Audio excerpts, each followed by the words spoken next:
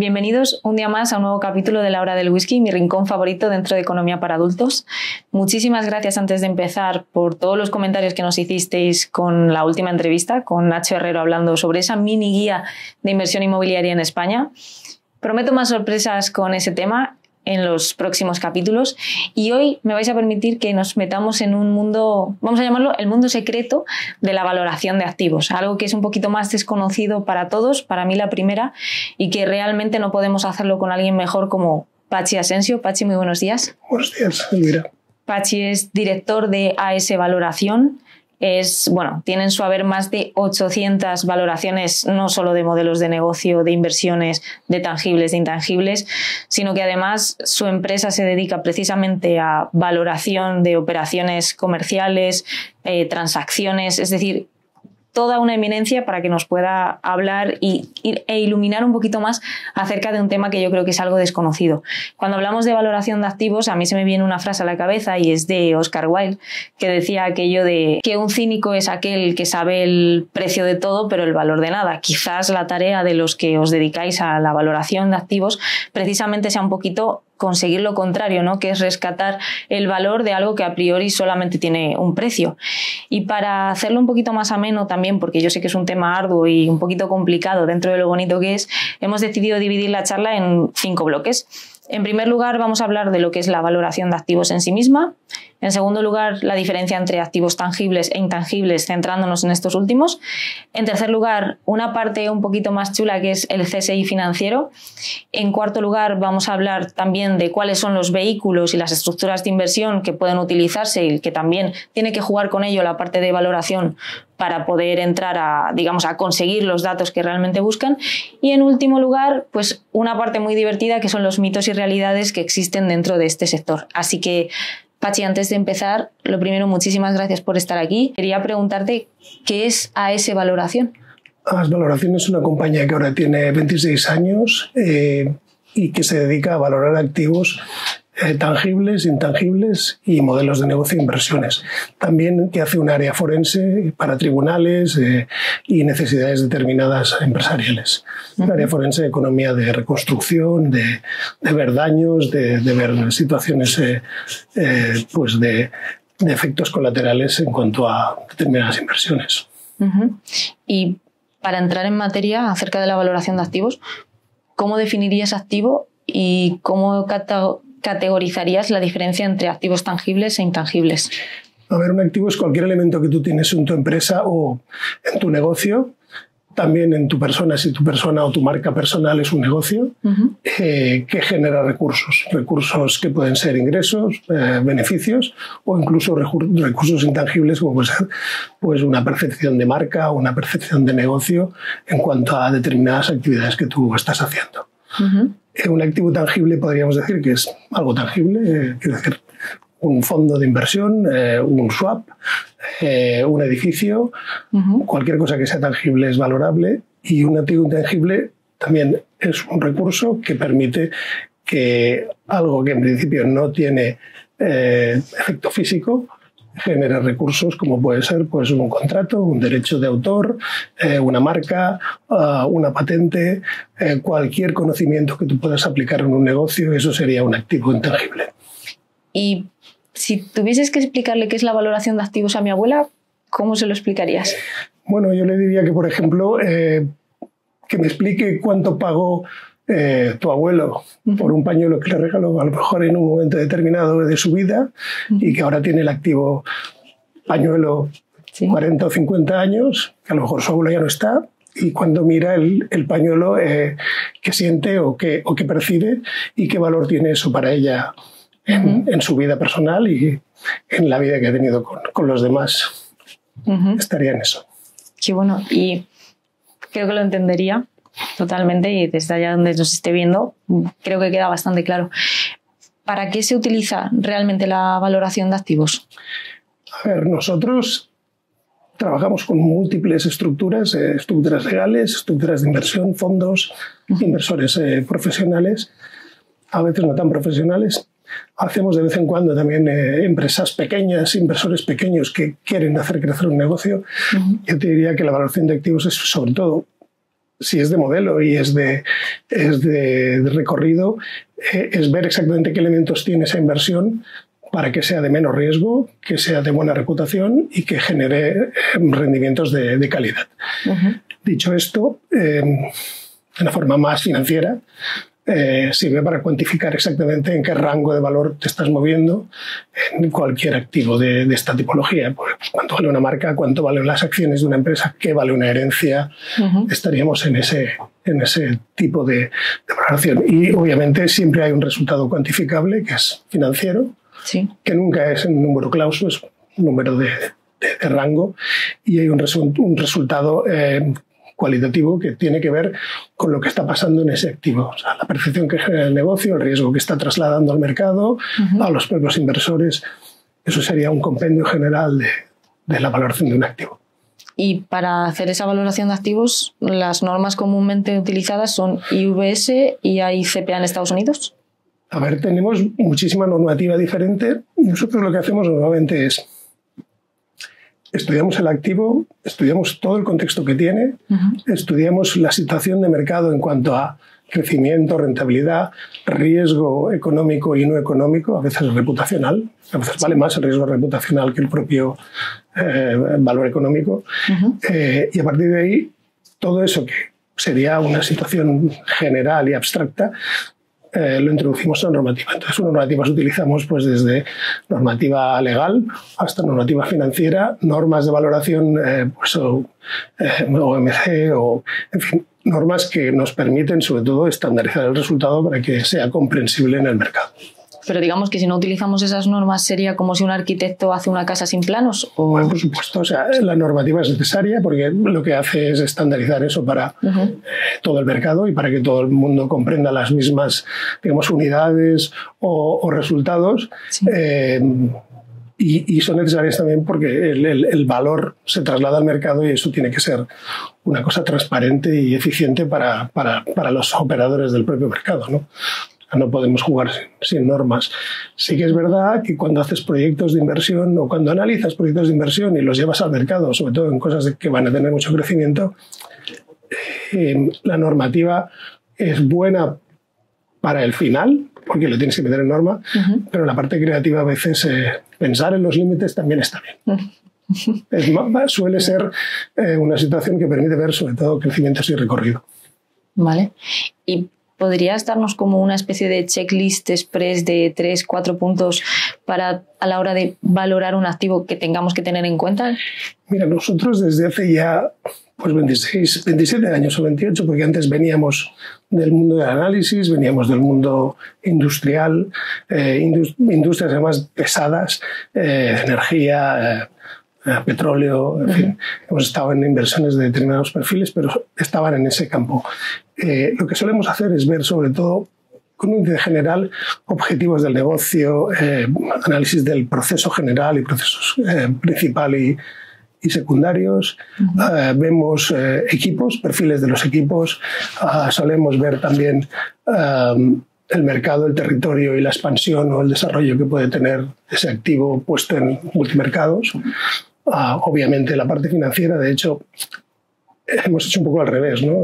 Venimos también del mundo industrial financiero y lo que hemos hecho es meter toda la parte cualitativa dentro de ese marco económico, con lo cual tenemos un resultado bastante equilibrado porque analizas riesgos y analizas oportunidades dentro de esa misma valoración y proyectas escenarios, o sea, tú ves qué puede ocurrir con ese activo puesto en un mercado o en un escenario determinado o en un sector determinado, o si el activo responde, por ejemplo, en muchos sectores de una forma más o menos homologable.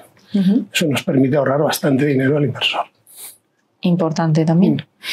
Y entrando ahora al segundo bloque, para hablar ya un poquito más en concreto sobre esa diferenciación, hablábamos de los tangibles, de activos tangibles e intangibles, centrándonos en estos últimos, que podemos entenderlos como ese elefante en la habitación, que todo el mundo sabe que realmente el valor de Apple, por ejemplo, no está en las fábricas ni está en los almacenes, sino que está en todo lo que no se puede copiar de ellos, en la marca, en todo lo que hay detrás. Entonces, ¿cuáles serían los principales activos intangibles que existen hoy día? Yo te diría que ahora mismo la marca es un valor incalculable en muchos mercados, pero también la capacidad de desarrollar la investigación y el desarrollo. Creo que es un valor activo bestial, en el sentido de que eso permite ver muchas organizaciones a largo plazo y muy sostenibles. Te diría que las patentes, los modelos de utilidad, que a veces son de nivel bajo, pero permiten crear una estructura de protección a la invención y a la innovación fuerte, para después eso a lo mejor o ni siquiera convertirlo en patente, pero llegar al mercado de una manera pseudo protegida o bastante más protegidos. Te diría que la reputación es algo fundamental también. Tenemos amigos en Inglaterra, en Estados Unidos, que están haciendo incluso análisis reputacional mediante inteligencia artificial, con Big Data, multidatos, que permiten además obtener resultados que son valor competitivo para... O sea, que la información también podría ser, la información que tú recibes puede ser un valor intangible competitivo, y el conocimiento, sobre todo. Pero bueno, también hay la actitud, las ganas de trabajar. Te diría que eso casi te diría que es la base de todo. O sea, de todo lo que viene después, que está muy bien, y que está más o menos organizado el mercado de intangibles, pero que esa parte yo creo que es fundamental también. Y claro, ya no entremos en valorar el esfuerzo, la actitud, sino las patentes, las marcas. ¿Cómo le podemos poner precio a algo que es invisible? Bueno, porque tiene mercado. La valoración se basa en el mercado. Mercado de reposición incluso, o sea, cuánto vale reponer esto o lo otro. Pero obviamente hay un mercado que no tiene que ser de consumo ni de demanda activa económica, puede ser un mercado de servicios. Las organizaciones públicas que de momento, ya veremos qué va a pasar en el futuro, no buscan la rentabilidad ni buscan el servicio público, también generan valor y generan muchísima reputación y generan muchísimo posicionamiento país. O cuántas veces hemos oído que los alemanes son súper eficientes, sí, cierto, y en cambio en otros países no parecen. Pues eso creo que también tiene... Eso también influye. Y tiene medición. Tiene medición y genera un valor económico y una situación económica que se traslada al mercado, que en este caso no es un mercado de demanda activa en cuanto a compra-ventas, no hay una transacción directa, pero son usuarios que mediante sus impuestos pagan esos servicios, que tienen todo el derecho del mundo a reclamar también. Reclamaciones que suelen ser también algo de reputación, porque cada vez son más complicadas y se lo pone más difícil al usuario para que reclame menos, ¿no? Eso es. Y que realmente luego esa reclamación llegue a algún sitio, ¿no? Que eso ya... Bueno, por supuesto, claro, eso es otra historia. Y luego, ahí dentro también abarca la parte de la obsolescencia tecnológica. ¿Cómo se puede medir? Bueno, la obsolescencia tecnológica es algo que han inventado los fabricantes de tecnología porque les conviene, porque no les conviene que un producto tenga una vida útil eterna. Entonces necesitan justificar sus cambios de estrategia, sus cambios de fabricación, de producción, de inversiones territoriales, y lo que necesitan es que los propios elementos que comercializan pues tengan una vida limitada. Con lo cual, cuando tú proyectas un teléfono móvil o proyectas el efecto de un ordenador, sabes que en 3, 5 años, 5 me parece muchísimo ya en tecnología, pero que eso va a tener una reducción de uso, una reducción o una exigencia mucho mayor en el mercado, con lo cual no va a ser posible, o que incluso se desactiva. También. Entonces, cuando eso pasa y cuando valoramos cosas tecnológicas, también analizamos ese efecto en cuanto a que las proyecciones muchas veces son más limitadas y las reinversiones son más altas también.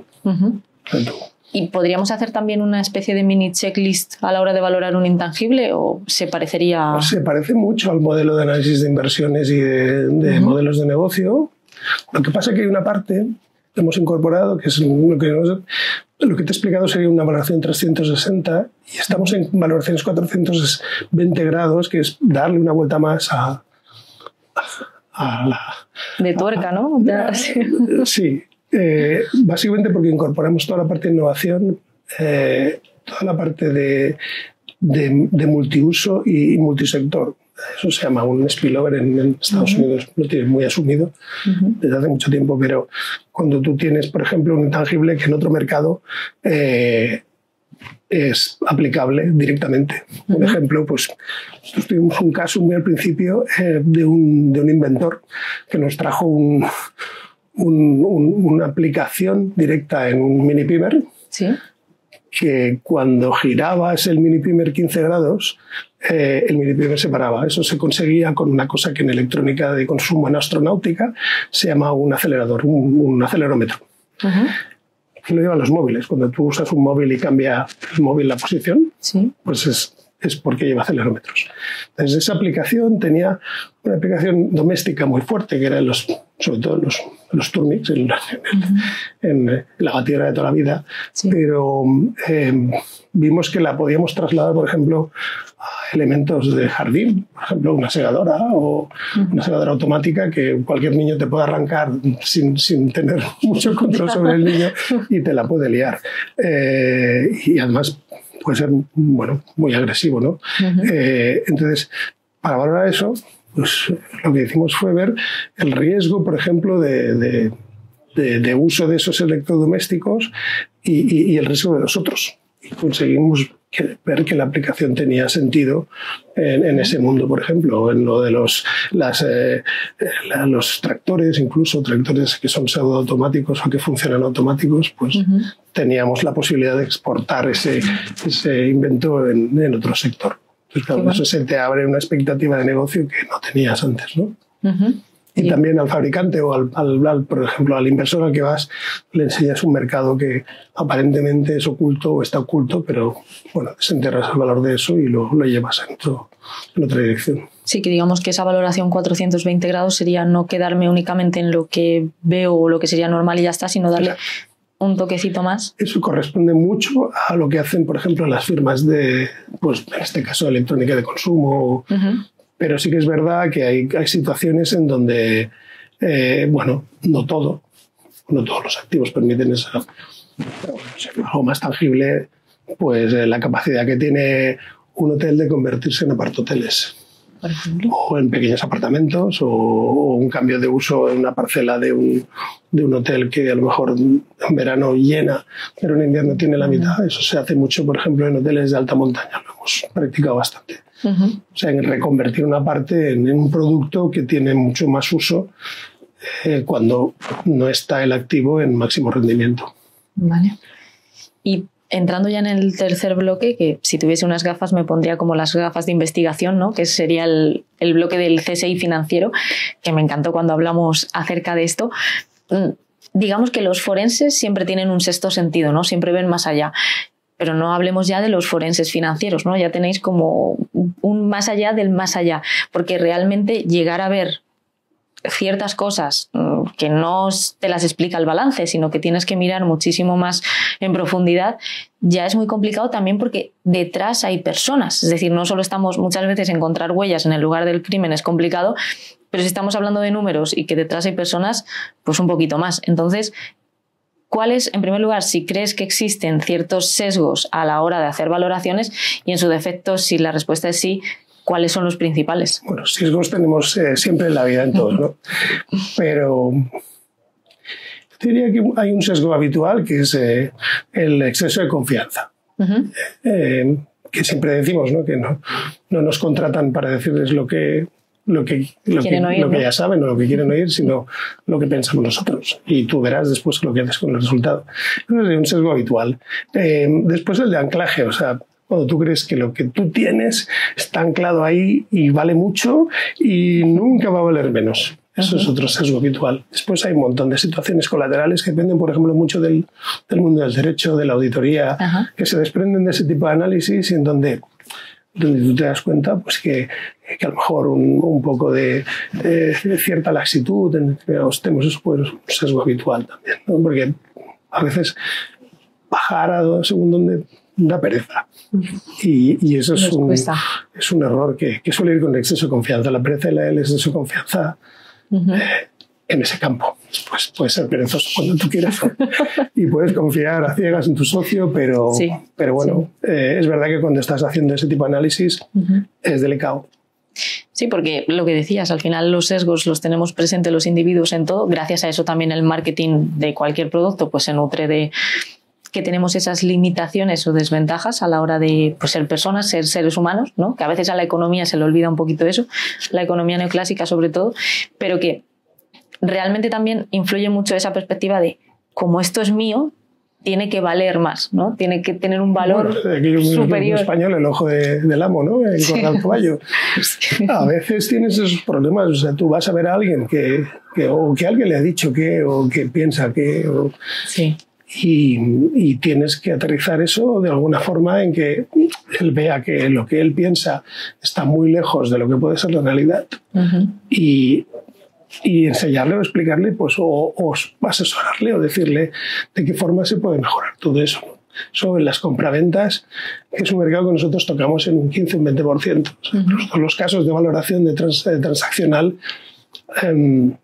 los tocamos, pero si empezamos desde el principio. Yeah. Quiero decir que trabajamos con un montón de fondos inversores, pero con empresarios, por ejemplo, no cogemos nada que no nos permita decir esto. Porque a veces cuando llegas el activo no está preparado para salir a donde ellos quieren llegar o dile una internacionalización, puede ser ponerlo en el mercado de capitales, puede ser incluso diversificarse. Eso hay que prepararlo. Y el activo ha de tener bases. Y ha de tener bases que generen valor añadido suficiente como para, sobre todo, que dentro de 10 años el cliente te vea y te abrace. ¿Sabes? Que no diga que le has engañado. Eso es lo más importante. Es lo que más nos preocupa. Totalmente. Sí, de hecho... A veces es difícil, disculpa que te... No, o sea... A veces es difícil porque, bueno, asumir ese discurso cuesta. No, te iba a decir que, por ejemplo, eso lo vemos a nivel más petit en, por ejemplo, inversiones en bolsa, que cuánta gente, ¿no?, le cuesta haber invertido y de repente esa inversión no va bien o esa empresa no va bien, pero como el precio estaba a priori ahí o tú compraste ese precio, tú consideras que ese precio en algún momento tiene que llegar. Y el seguir esperando, que yo creo que nos pasa mucho, pues muchas veces al final peca precisamente de esos sesgos que estamos hablando. Bueno, hay inversores que en bolsa, que es un mercado que no conozco tan de forma cercana, porque el 70% de lo que hacemos son compañías de capital cerrado o familiar o de socios inversores, pero de capital cerrado, no están en el mercado cotizado. Pero sí que es verdad que muchas veces lo que pasa con la acción no tiene nada que ver en el mercado cotizado con lo que está pasando en el propio negocio. O lo que la acción vale hoy, sabes que no va a ser sostenible mañana. Eso se ve venir, ¿no? Hay operadores de este país que lo tienen clarísimo, o sea, inversores bancarios o inversores financieros que salen antes y muchas veces se sorprenden. ¿Por qué sale? Porque tiene un sistema de análisis que le permite ver a 25 años, ¿sabes? Y que incluye demografía, geodemografías, costumbres, demanda. Entonces, bueno, cuando tú veas que determinado operador que es puntero está saliendo de la acción es porque hay algo que él sabe que tú probablemente ni te imaginas, ¿sabes? Que sirve. Y las de capital cerrado también. Se pueden hacer predicciones bastante eficientes en cuanto al resultado que puede haber en el valor determinado de alguna cosa. Llámale la empresa, acciones. Y has dicho que de esas cosas te das cuenta. Hay algo también que en valoración que se denomina detección de dolores, que realmente sirve para darte cuenta, bueno, mejor que lo expliques tú y si puedes dar algún caso anónimo. Muy de auditor, muy de asesor fiscal, ¿sí? Tributario además. Bueno, que algo huele a... ¿no? Desde que raro. Algo no huele como tendría que oler. Pero sí que es verdad que cuando tú haces una valoración, porque la diferencia está en que nosotros no miramos solo hacia atrás, o sea, tenemos datos del pasado y proyectamos datos. O sea, cogemos eso y no lo hacemos de una forma perfecta ni eficiente. O sea, le ponemos limitaciones, restricciones, nos integramos con programas de inteligencia artificial o de Big Data donde vemos exactamente qué podría llegar a ser aquello y nos basamos en los datos anteriores. Pero también un poco en el modelo que estás analizando lo que ves y lo que puede llegar a ocurrir ahí. Bueno, hay cosas que son predecibles hasta cierto punto por las conductas, por la situación de demanda, por el cambio sociopolítico. Se pueden hacer predicciones bastante bien hechas. Y luego hay algo muy relacionado que es el triángulo del fraude, ¿no? Que hablamos de presión, oportunidad y racionalización, si no me equivoco, que sirve un poquito como para detectar también situaciones anómalas. Y ahí, bueno, eso según la Asociación de Examinadores de Fraude Certificados, ¿no? ¿Cómo podemos llegar a prevenir esa situación, por ejemplo, en una empresa? Hombre, fraudes tradicionales siempre ha habido. Hay cosas que son predecibles también. Lo que ocurre es en cuanto a lo que sería un fraude de ley o tú puedes asesorar a esa persona o a esa empresa o a ese propietario de activos en cómo transformar las cosas para evitar el fraude. Otra cosa es si sigue o no sigue la pauta. Yeah. Y para eso están las normas también. Nosotros nos encontramos casuísticas a veces complejas, sobre todo en situaciones de mucho crecimiento, de mucho endeudamiento. El fraude muchas veces no viene porque las personas sean malas, ¿no? Sí, viene pues una situación de mala proyección, de exceso de confianza, de pánico. Por ejemplo, en la insolvencia, muchas veces las insolvencias son exceso de confianza y pánico. Pero sí que es verdad que a veces hay que, oye, cuadrarte, sentarte y poner las cosas en su sitio, aunque te cueste. Ya. Sobre todo por esa proyección futura, ¿no? Que es un poco la idea final. Bueno, básicamente porque hay fraudes que son menores, pero hay fraudes en los que puedes acabar en prisión, ¿no? Entonces esto yo creo que tienes que medir también esta parte. Hacer las cosas bien, desde luego. Bueno, o por lo menos no hacerlas de esa manera, hacerlas en normas, y a veces en normas también salen mal las cosas. Pero siendo optimistas hay muchas formas de evitar todo eso. Y tomar prevención, las valoraciones nos sirven también para que se tomen medidas, son preventivas. Sí, me acuerdo, la primera vez que hablamos me dijiste un poco como hacíais de médico, ¿no? Salvando las distancias. Yo te hago el análisis, te doy los resultados, ya tú decides si quieres. Sí, tenemos clientes que después de darles el cuadro general y el big picture, ¿no? Como dicen los americanos, los ingleses, nos piden que les acompañemos. Les acompañamos sobre todo en procesos de relación con inversor. No somos un consulting, no hacemos consultoría. Pero sí que hacemos relación con inversores, eso sí.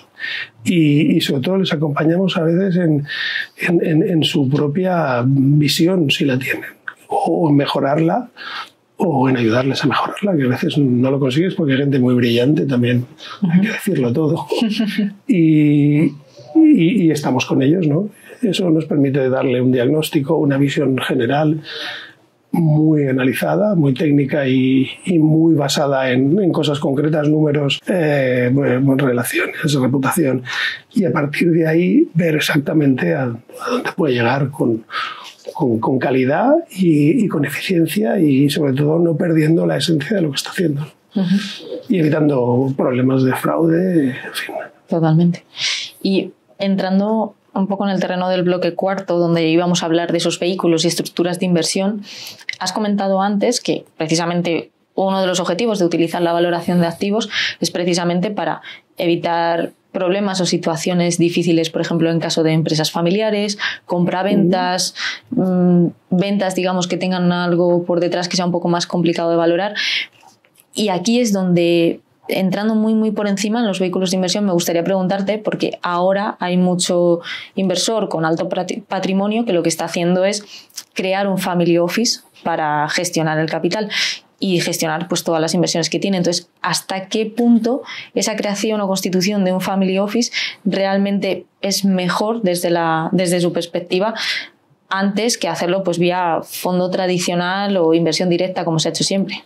A ver, un family office es una figura que se crea principalmente para gestionar la riqueza a priori de una familia o varias. Hay multifamilies que gestionan la riqueza de muchas familias. Estados Unidos es líder en eso.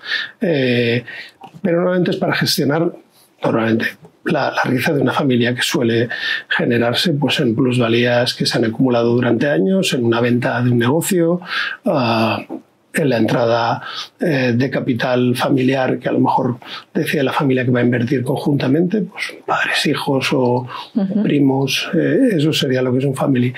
Es un vehículo que no deja de ser una sociedad limitada o anónima, puede ser de determinadas características, puedes tener unifamiliares o unipersonales, pero no deja de ser una sociedad, y lo que hace es gestionar los activos de una familia. A veces los tiene dentro y otras veces se crea solo para gestionar de forma independiente esos activos. Hay muchas formas de hacerlo. Los fondos, por ejemplo, han cambiado de estructura y antes gestionaban con las inversiones dentro, ahora se separa la gestora del propio fondo, básicamente porque se necesitan una serie de requisitos muy diferentes para una cosa y otra. Pero A veces hay estructuras más sencillas, se juntan varios, ponen dinero en la sociedad y a partir de ahí se invierte, ¿no? Pero bueno, el family es una figura que da muy buenos resultados porque a nivel tributario tiene muchas ventajas. Estar en ese encaje de inversión en activos y en revalorizaciones, porque además lo que busca es mantener el patrimonio pero aumentarlo. Con lo cual tiene dos focos muy concretos y muy claros. O sea, invertimos para mantener lo que hay, pero también para revalorizarlo. Y hay muchas tipologías y mucha inversión en muchos tipos de activos, de exóticos, arte, queso parmesano. También hay inversores italianos que hacen eso y aquí también hemos encontrado alguno. Puede invertir en acciones, en inmobiliario, se puede especializar cuanto quiera. ¿Y hasta qué punto la elección del vehículo, ya sea un family office, un holding empresarial, un fondo, condiciona luego lo que es la perspectiva de la valoración? Hombre, a ver, desde el punto de vista de valoración, un family no es fácil, sobre todo si tiene múltiples tipos de inversión. Sobre todo porque el modelo requiere de un conocimiento más amplio, eso es lo primero. Lo segundo es que hay más intereses cruzados. Y después, no me imagino las cenas de Navidad, ¿no? Bueno, no, pero es que a veces no solamente es la cena de Navidad, o sea, es que a lo mejor tienes inversores que viven dispersos en el mundo, o tienes una inversión que ha salido muy bien, pero o también otra que ha salido muy mal, eso genera crisis, o sea, la parte de gestión política también es importante en cuanto a los inversores.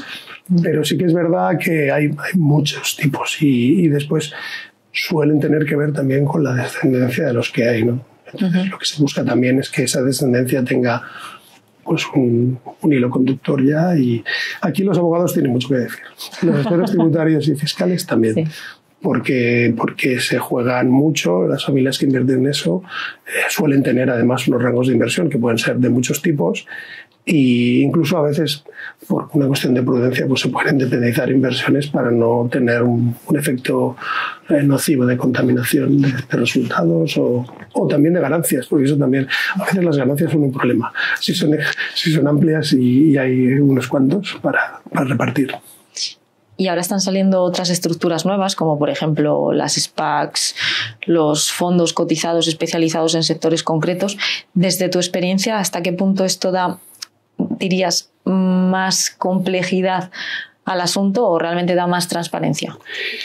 A ver, yo te diría que en la medida en que tú eres honesto con tu inversor y tu público también, porque hay demanda, hay inversores, y más o menos, o más que menos, explicas las cosas de forma pues, visible, sí. A priori, que eso es imposible, nunca debería haber problemas mayores.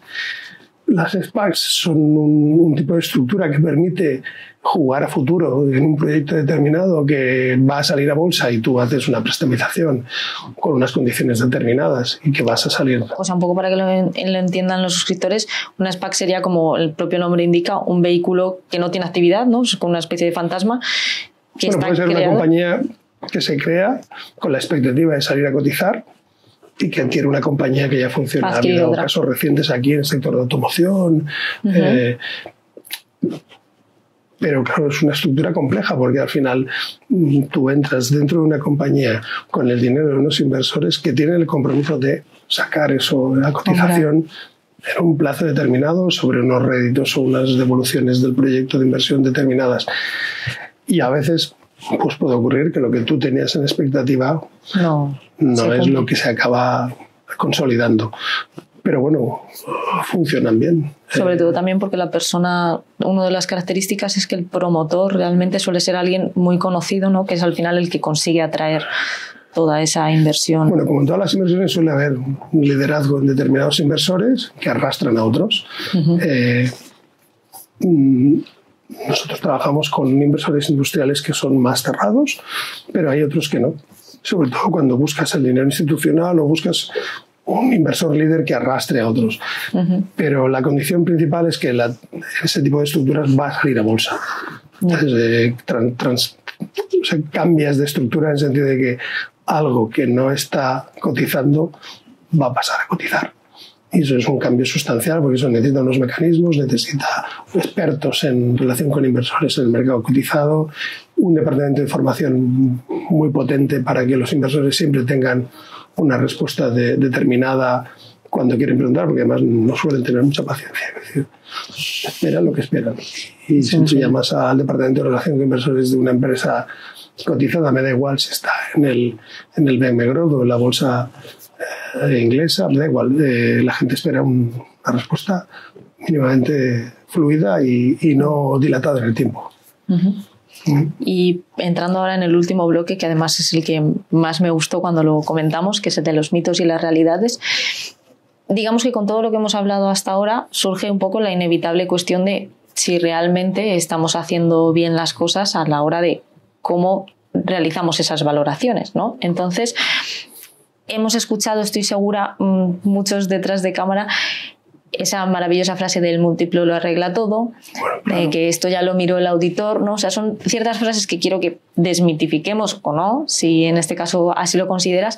Y en primer lugar también preguntarte lo que yo para mí sería como la máxima, digamos, preocupación o como la pregunta inicial que me haría, que es, desde una perspectiva ética, si a ti te llega un inversor o alguien para quien estás realizando una valoración, ¿cómo sales de ese problema en el que te diga, no, pero es que esto debería valer más, debería valer esto? O sea, ¿cómo sales de ahí si has tenido algún caso en el que ha sido un poco difícil tener que decir, pero señor, es que esto no es así?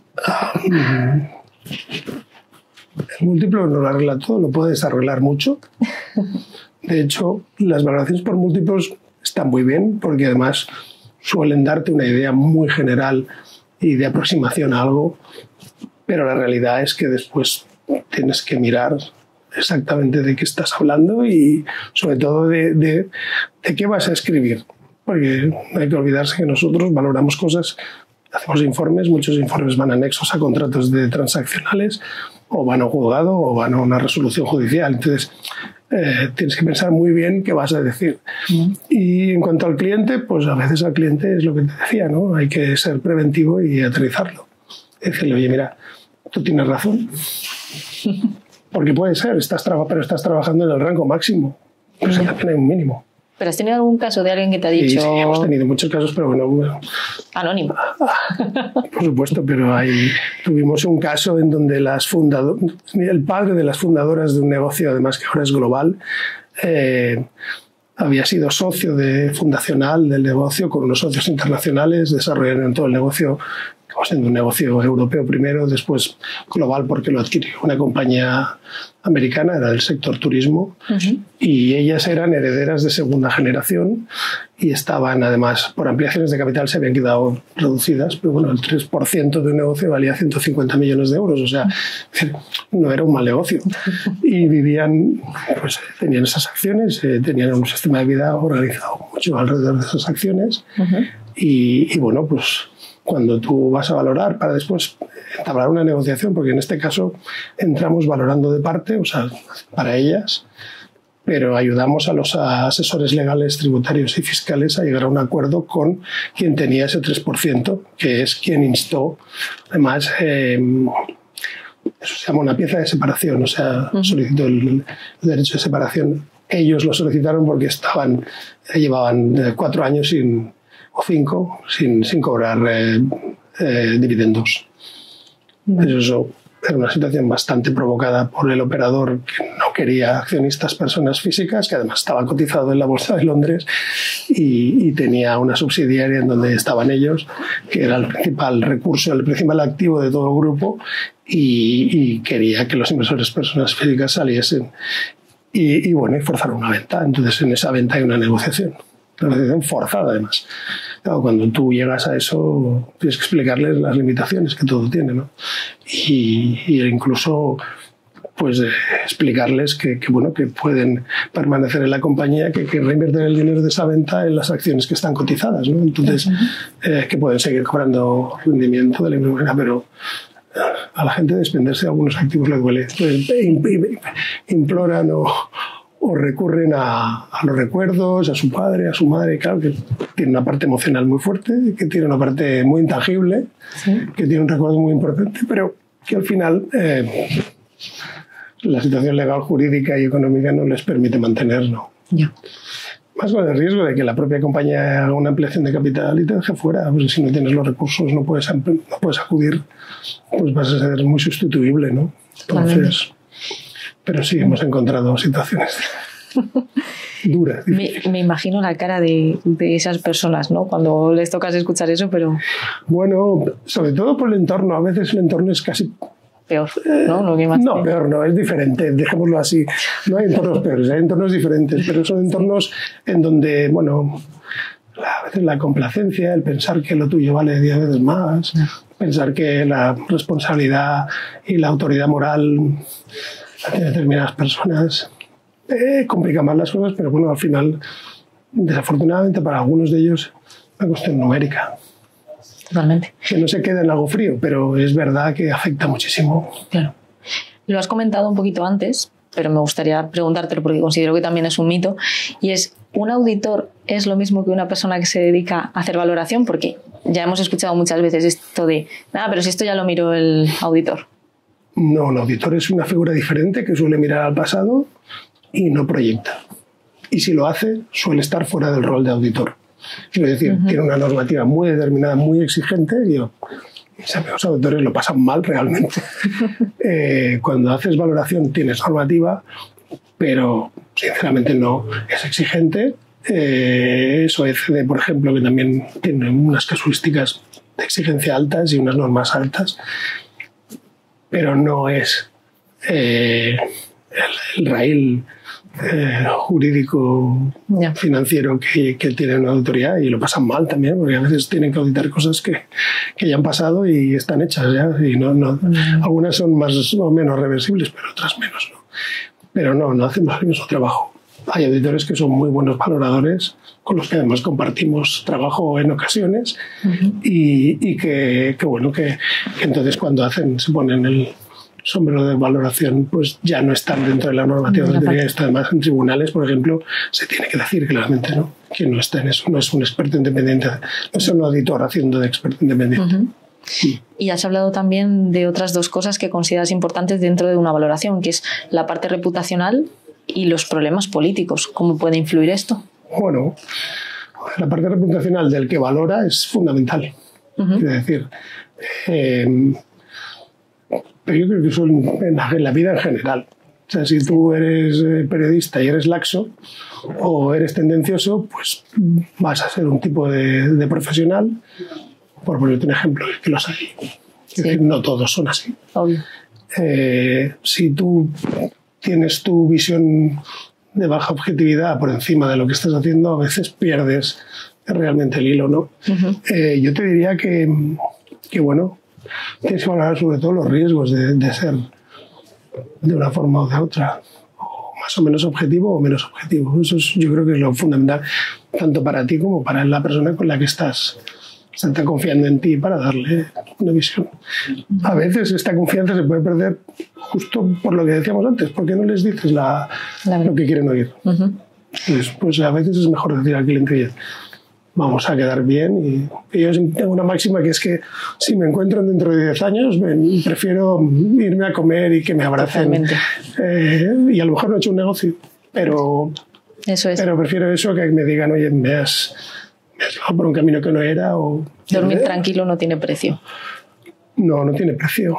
Con la edad menos. Es verdad. Total, Pero yo creo que en general da igual la edad que tengas. Al sector al que te dediques. De una manera determinada o de otra, yo creo que es lo que cuenta, ¿no? Totalmente. Y bueno, también no lo he dicho antes, eres autor del capítulo de la valoración de las aportaciones de socios. Y hay un caso en concreto que comentas en el capítulo que me llamó muchísimo la atención, que es la valoración de una empresa en pérdidas. ¿Cómo puedes valorar algo que a priori está en negativo? Bueno, porque a veces hay intangibles o hay situaciones que paradójicamente superan el valor económico de eso. Y que esas situaciones son transformables en valor añadido o en valor económico a medio plazo. O sea, tú puedes ir a ver una compañía que, creo que recuerdo, una compañía austríaca que era propietaria de una compañía, una subsidiaria española que operaba en Portugal y norte de África, y que distribuía una serie de productos de alto valor añadido para pero joyerías. Hacía productos que eran menaje, joyería, gama alta, o sea, cosas de cierto importe, de altos importes. Y tenía un problema financiero, un socio local había consolidado un 15% de las acciones con la compañía austríaca inversora, que era la compañía austríaca tenía un fondo detrás, con lo cual la presión con los resultados era mayor y la devolución de las inversiones se complica porque el fondo lo que quiere es que le vayas devolviendo el dinero cuanto antes mejor. Y bueno, y tuvimos que valorar una cosa en pérdidas, eran 2-3 millones de pérdidas. Y al final concluyes que aquello tiene sentido y que el valor añadido, por ejemplo, de un fondo de comercio de determinados productos patentados, de determinada propiedad intelectual, le puede dar, puede generar viabilidad a medio plazo de ese negocio, ¿no? Entonces, bueno, hay muchas formas de hacerlo, pero uno de los métodos que utilizamos muchísimo, que además es muy industrial, pero es el valor de reposición. O sea, ¿cuánto vale montar esto hoy en la misma situación, sin pérdidas? Con la misma cartera de 5.000, 10.000 o 20.000 clientes o 10, dependerá del tipo de negocio, cuánto valdría hoy, ¿no? La mayoría de cosas que hace 20 años estaba mucho menos por normativa, a nivel requisitos jurídicos, hoy en día costaría 4 veces más organizarse y crearse y montarse. Y llegamos ya a la última parte y la que más me gusta, que es la pregunta que me vas a permitir, no solo te la haga a ti, sino también a la audiencia, que ya sabéis que nos podéis contestar tanto en el email en el que habéis recibido este vídeo como en el email que vamos a dejar aquí abajo o a través de redes sociales.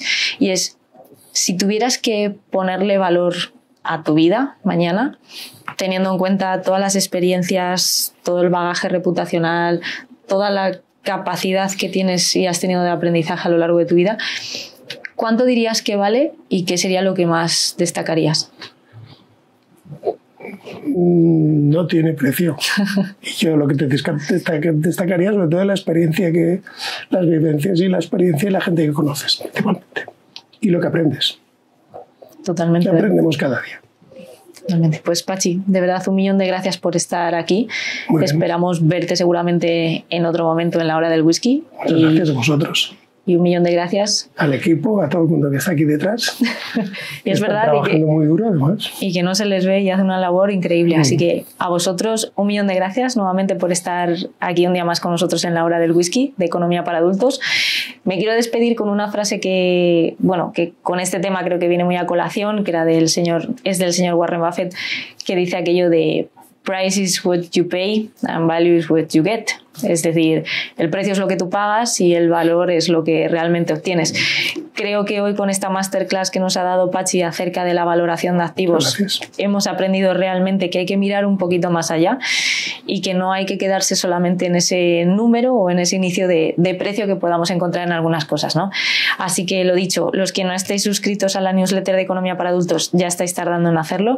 Además, ahí es donde vais a recibir pues todo el contenido extra, las novedades y pues todos los cotilleos también de detrás de cámara que podremos dejar de cada uno de los invitados y sobre todo los beneficios que estos traigan, que solo serán para suscriptores. Así que lo dicho, nos vemos en el próximo capítulo de La Hora del Whisky y hasta entonces invertid bien, con cabeza, y muchísimas gracias por acompañarnos un día más. Muchas gracias. Salud. Salud.